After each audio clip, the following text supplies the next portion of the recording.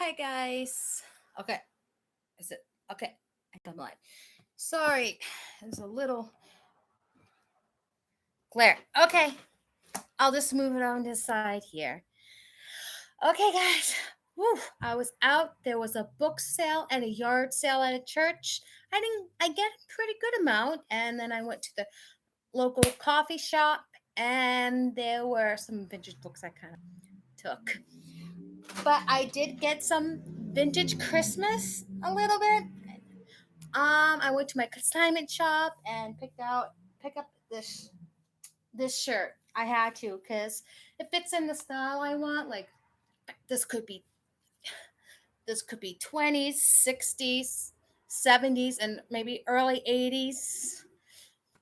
This is boho type of chic. I love the little bell sleeves. I'm excited for this. I'm like, I hope it fits, and it did. Kind of screams like Swedish or dramatic. Okay, guys, I got books. I got some vintage books, guys. Um, let's see. Okay, let's do the consignment thing first. So not really vintage. Only got two items that are vintage. I got this here, a strainer, so I can strain all my fruits. Little holes in here, and I got these old Yankee Candle tarts. Have a tart warmer. I got Luau Party. I got all of them. I got coconut, and then I got orange creamsicle, Yankee, and juicy grapefruit, and this cute little Zach thing, strainer, and like a strawberry.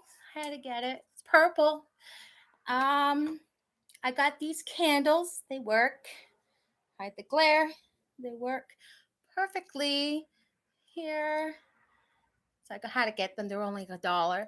And these are vintage. I was gonna get a vintage creamer, but it was $15 and it was like too much over my budget. But these are like nutmeg graters. This is where you like grate nutmeg and it will go in this little device and it will sprinkle what you need nutmeg. And this is also like a nutmeg grater that would you know go all over your thing. And these are antique. These are definitely vintage. I don't know what year. I'm guessing maybe the latest 1920s or the 1910s. That's my guess. Could be 1930s. I don't know. It is definitely not 1950s. Maybe 30s too. I would say, but I think it's a little maybe a very early 1940s. I don't know. Okay. On to the books, guys. I got some books, and then on the end is the vintage Christmas I found. Okay, I picked this book at the library rummage sale, and the all the books were $1, and the kids' books were 50 cents. So I made out with $9. So I was able to buy some good amount of books and some good amount of antiques. Not I don't know because I didn't really see anything at the church rummage sale that I like. There was not really a lot of vintage Halloween. There was one witch and like she doesn't really do anything. It was from the Christmas tree shop and it just didn't fit in my vintage decor. She was too new. So I got this book, The Stephen King Companion, edited by George Bam.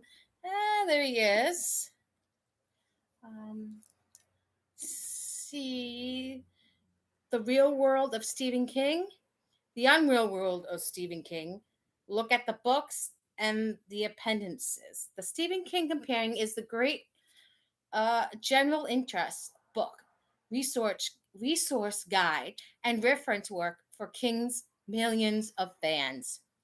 The real world of Stephen King provides a rare glimpse of King himself, a chronologically an overview of his writing career, the Playboy interview, King's public talk in Virginia Beach, King trivia, a humorous fictional meeting between a publisher and King, an article on King's wife Tabitha King, and the famous King Mansion in Bangor, and its custom built fence, like what's on the cover here.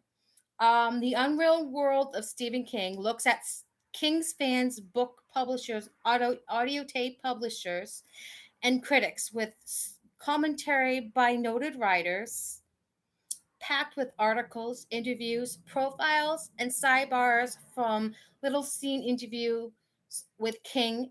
This section provides an in depth look at Stephen King's phenomenon. Look at the books. In a book by book look at King's published and unpublished books. These write ups tell the story behind the story, provide at a short synopsis, and include information on book editions, audio tapes, and movies. The write ups are supplemented with articles, interviews, reviews, and sidebars. The appendices provide an invaluable and valuable and oh my god, invaluable reference section with detailed information about King's books in print, books about King, movies, videotapes, and audio tapes based on King's work. You know how all this is.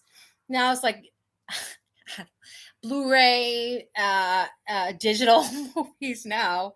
Audio tapes based on King's work. A price guide to book collections, book collectibles by King, and research guide that explain what is available and how to order.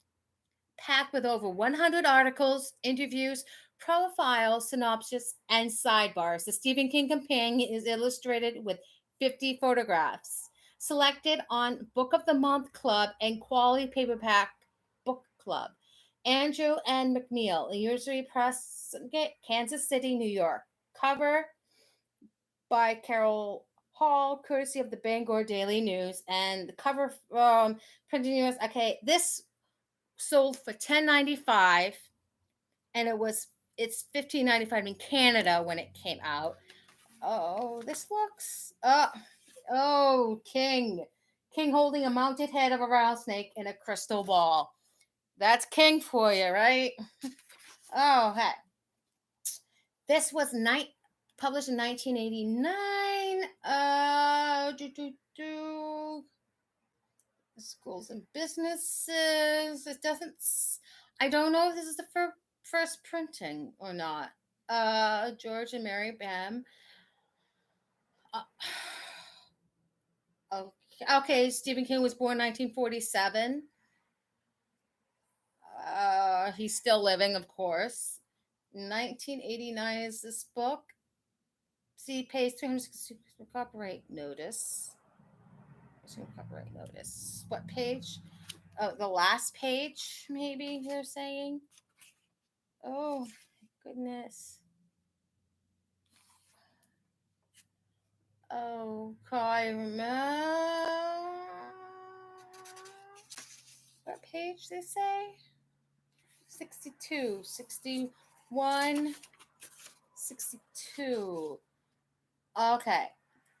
The expert of Stephen King radio interview that was broadcast, The Larry King Show, 86, 87 recorded books, 84, 89, 87, 89, 89. I guess I got the first print. This is the first print, I'm guessing. Looks too new to be from 1989. I mean, the pages here. I don't know. It's just, I guess this was the first publishing, 1989. It looks very good. I mean, there's some dings, but the pages look very, very good. Okay. Well, I picked this up at my coffee shop. It's an old book on learning German and English to learn. Well, I thought learn some German. Unerschrocken. Oh, unerschrocken. Fearless. Height. Unerschlosslich. Oh, I'm doing a very bad job. Unverschlicht. Ungesit. Schment. Ungunit, Ungust, Unge. I'm bad. Okay, I'm gonna stop that, guys. Okay, I picked this up. I found this at an Annie's bookshop where I was, but I don't think it was the hardcover. I think it was the paperback, and this is in pretty good shape. This is Coco, Peter Straub, a novel by the author of Ghost Story, Coco, from Dutton Books. Year, this is was 1995. Oh, let's say also by him, Coco. Oh, Coco. 1988. All right, this is the first print. Yes, it is. This is the first. This is the first printing of this book, 1988. Yeah. So, what is this book about? Let's read here. Peter Straub, one of the great masters of the horror genre, here writes his first thriller, and in so in so doing sets a new standard for suspense. Years after the end of the Vietnam War, four veterans, m- members of the same platoon meet in unveiling at the unveiling of the memorial in Washington. Men from different backgrounds with very different lives, they were first joined in the brotherhood of combat and now are drawn together by the awareness of the series of grisly murders being committed throughout Asia. The killer's signature, a regimental playing card with the name Coco scrawled across it, carries an awesome significance for the four men. They realize with a horrible certainty that another member of their platoon, a friend to tell them all, must be the man responsible. So they agreed to head for Asia, not to catch the killer, but to save him. And soon they and the reader are off on one of the most suspenseful adventures ever to form the narrative of a novel. No description can convey this brilliance, complexity, surprises, depth of character, or astonishing pace contained in this masterly book. Coco is not only a novel of suspense, it's a novel of psychology, and we are I can't read. Inexorably drawn into the hearts and souls of the four men allied in the hunt, and of the man they are pursuing. The characters are three-dimensional, complicated, fascinating, alive, and ending in shocking and utterly appropriate. Coco does not stand among the top thrillers alone. It raises the genre to new heights. Peter Straub is the author of Marriages, Under Venus, Julia, If You Could See Me Now, Ghost Story, Shadowland, The General's Wife, Floating Dragon, the collaboration with Stephen King, The Talesman. He is also the author of two poetry collections, Leeson Park and Belize Square, and Open Air. Shadowland was nominated for the Best Novel in 1981 World Fantasy Awards, and Floating Dragon won the 1983 British Fantasy Award and the August Derleth Award. Peter Straub was born in Milwaukee, Wisconsin in 1943, spent a decade in Ireland and England, and now lives in Connecticut and writes in New York City. Oh, he's in New England. He's in New England. Oh, another New England writer. So his books have been translated into many languages and have sold more than 10 million copies worldwide. Jacket design Robert Korn. Title hand lettering by David Gotti. E.P. Dunting, 2 Park Avenue, New York, New York. So I don't know, but I like it. So got Coco. Okay, we're going here. We're going. We're almost done. Then I got No Murders Has No Murder Has No Calories, Connie Holt Sawyer. I remember seeing this in my library when I was growing up. Author of Peanut Butter Murders. At last, there's something new and different in a murder mystery. The Winston-Salem Journal. Okay. Another jewel from the pen of Corny Sawyer. She has a knack for working wit, wisdom, and humor into her stories. The Outlying Reporter News. When a beautiful staff member at California Fat Farm is found brutally murdered, the owner pleads with the plucky senior sleuth from Camden Surmer to investigate. Camden Surmer, okay, to investigate. So Angela Benbow and uh, Caledonia Wingate. Well, that's a mouthful. Quickly joined the edgy little party at the Time Out Inn. Okay.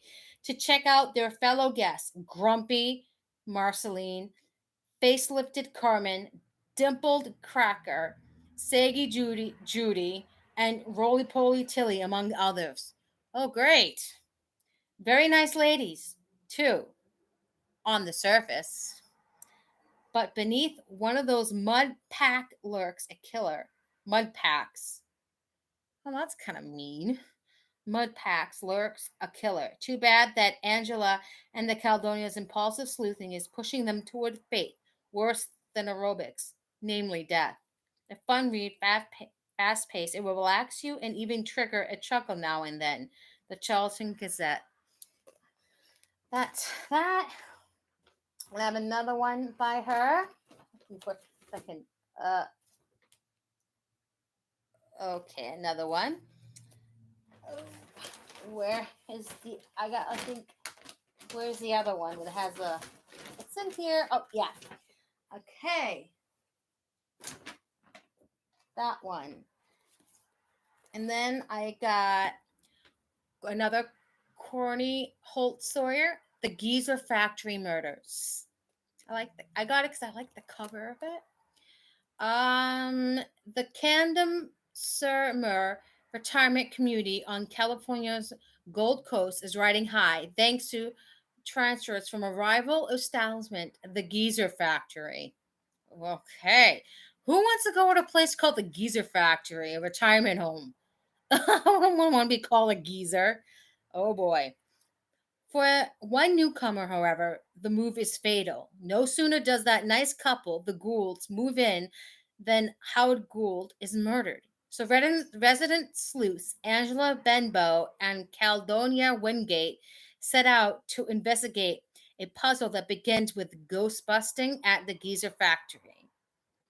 But only after acute risk to life, limb, and dignity does the abominable duo put it all together. A picture that shocks them as much as it does everybody else.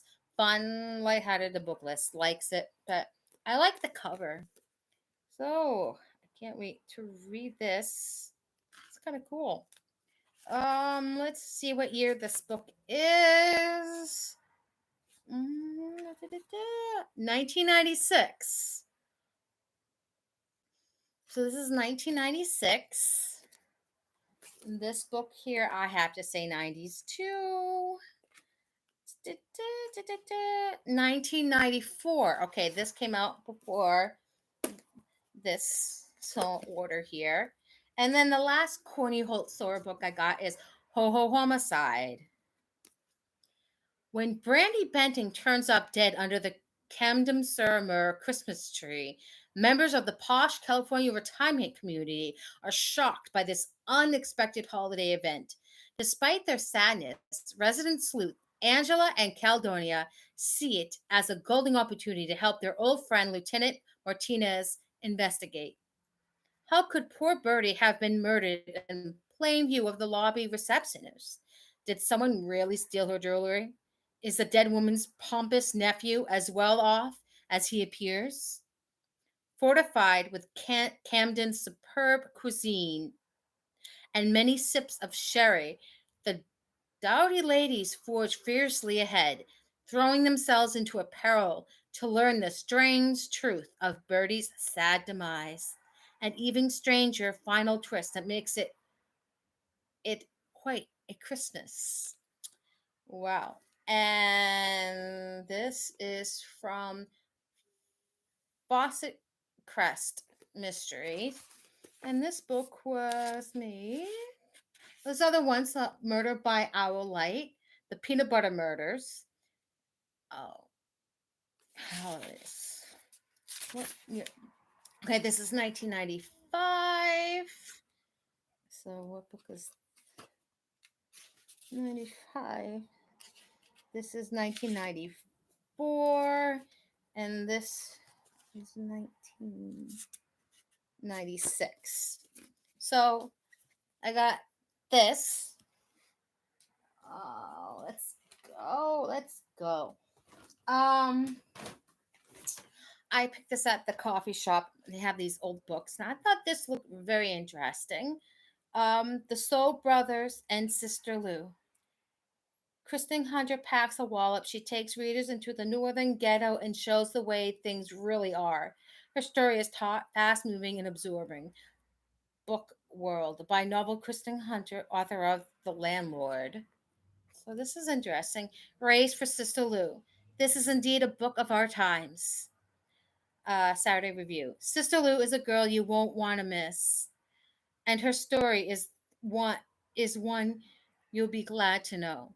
Glad because Lou is a quiet is a because Lou is quite a girl who faces loneliness in the northern city with courage, solves it with love, love for her family, love for music. It's a story that will be a revelation to many. It will reveal to them the heart of a black girl. And uh,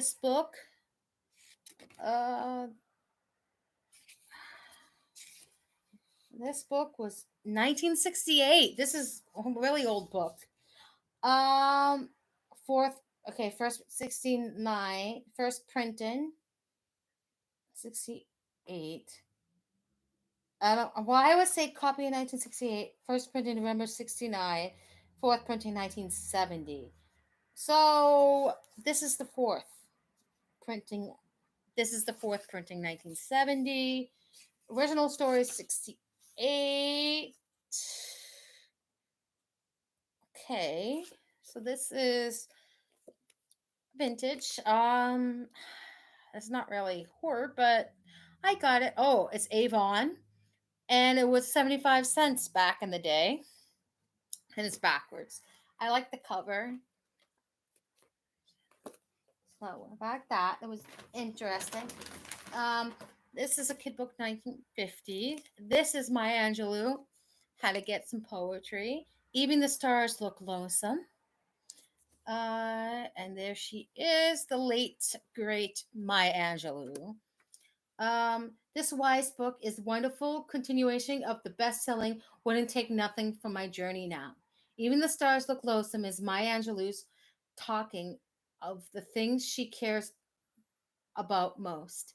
In a unique, spellbinding way, she creates an intimate, personal experience and gives us her wisdom on a wide variety of subjects. She tells us how a house can both hurt its occupants and heal them. She talks about Africa. She gives us profile. She gives us a profile of Oprah. She enlightens us with the age and sexuality.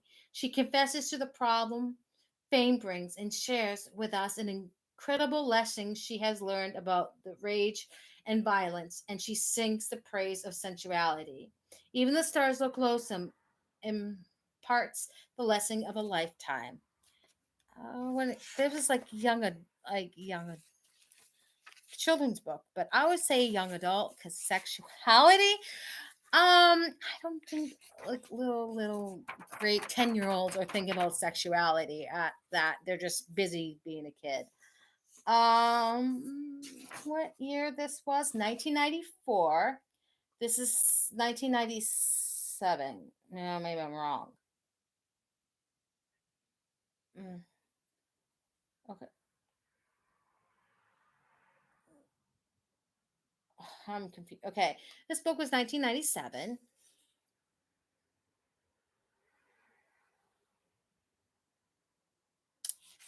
Oh, okay. So that is that right there. Then I found at the book at the coffee shop Firestarter without the cover. I'm like, it gives a character. It's Firestarter.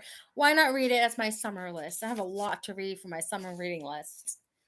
Okay, this is from Paperback Shack, Bookswap, Maple Street, Marlboro. A man in 1969.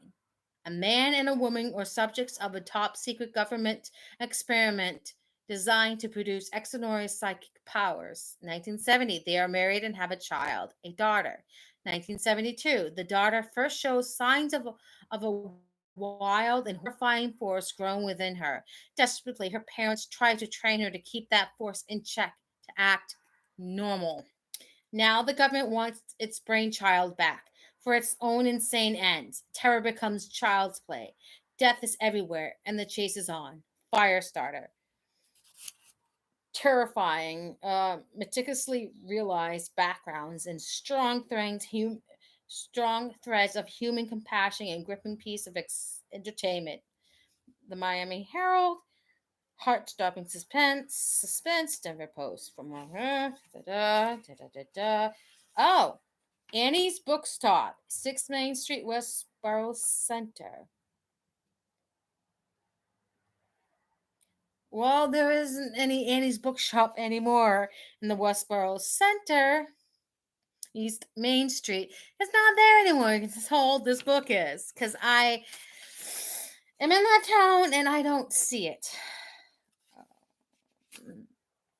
What year? Okay. This is 1981. And then the second copy was 1981. The first was 1980, 81. So I got the second. I got the second publishing. And Maria Shirley Jack, you never raised your voice. Okay. Okay. So that's good to read. We're almost done. Then I got found some Goosebumps. $3.99. They're creepy. And they're crawly. They're totally disgusting. Go eat worms. Okay. Obsessed with worms? That's putting it mildly. Todd is so fascinated with worms, he keeps a worm farm in his basement. Most of all, Todd loves torturing his sister and his best friend with worms, dropping them in their hair, down their backs, until one day, after cutting a worm in half, Todd notices something strange. The rest of the worms seem to be staring at him. Suddenly, worms start showing up in the worst places for Todd, in his bed, in his homework, even in his spaghetti. What's a worm lover to do when his own worms are starting to gross him out? Reader beware, you're in for a scare. Also available from R.L. Stein, Ghost Beach. What year this book is? This looks kind of new. I wish I found more of these like young, like, you know, R.L. Stein, Fear Street, and Christopher Pike, and along those lines. Oh, what is this? 1994. I was 14 when this came out. I was more into Fear Street as a kid because this was a little young for me because 1994, I was 14. I was more into like YA books. They came out like in the 80s, then I would have been reading this. Really, my brothers, yes. I don't know if I read it. This is the first copy. So I got the first copy of this. Looks pretty good. Well, this is from the library, so some of it's probably library books they kept nice. Okay. Next, I got Silent Prey, John Stanford. And I like the little window, and there we go. And okay, grabs you by the throat. We'll All right. This book is 1996, and the Berkeley edition is May 1997. So this is the second publishing. It doesn't. Okay, Lucas Davenport's Know Why People Kill. Some do it for thrills, some do it for profit, some do it because they must. But when his team guns down two bank robbers in the middle of a heist, Davenport falls prey to the purest, simplest criminal motivation: revenge. So, that's another reading. We're getting down to the wire here. Okay. Um, then we got Johansson, Killer Dreams. Oh, and it's someone is watching. He's a shadow figure from the darkest nightmare, and he hasn't forgotten her. In one shocking instant, he's shattered Sophie Dunstan's world forever. Now she has only one thing to live for: her son, Michael, and their nightmare is far from over. Someone was is waiting.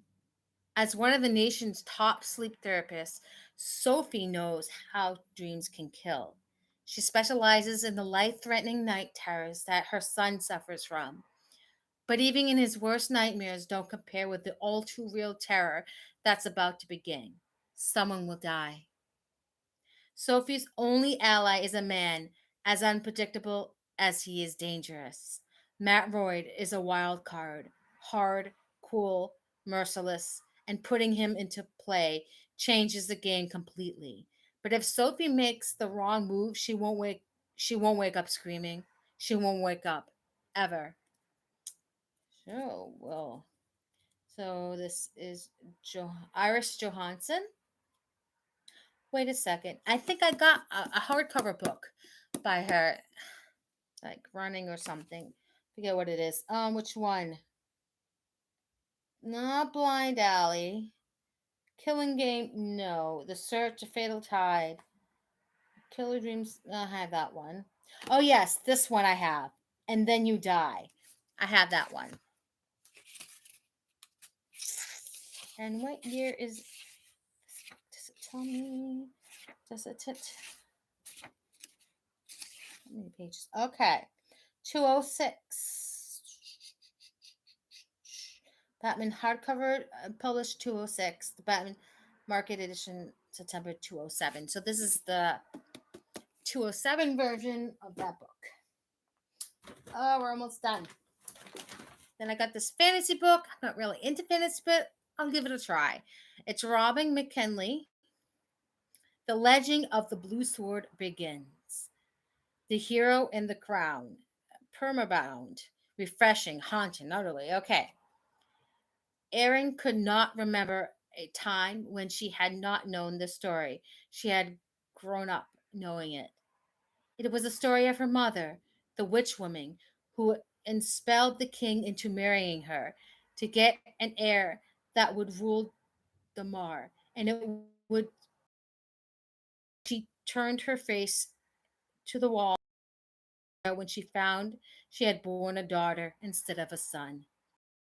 Was that daughter? But there was no, but there was more of the story yet to be told.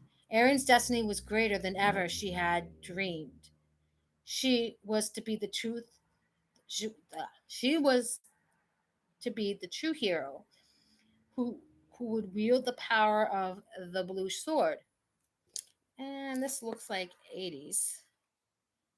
Crandall, Newberry, okay. Second, Newberry, Crandall Newberry the second, 11 of 34. Okay, thank you, Mr. Crandall.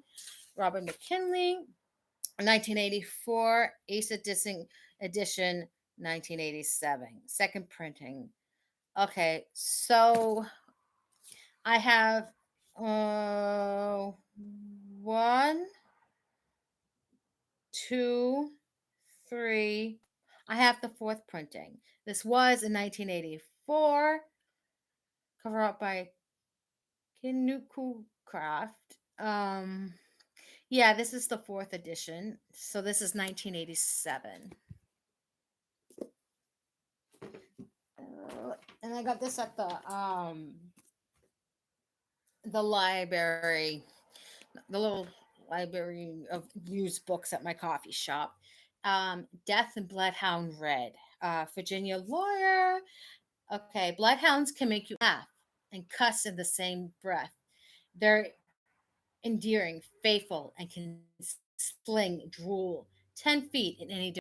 Joe Beth Sinden is a bloodhound trainer with a special talent for harrowing search and rescue missions and a bad habit of mouthing off to deputies who refuse to take orders from a woman. She has seen her share of trouble, moonshiners poking guns at her head, crooked crops, and an abusive ex husband with a terrible temper.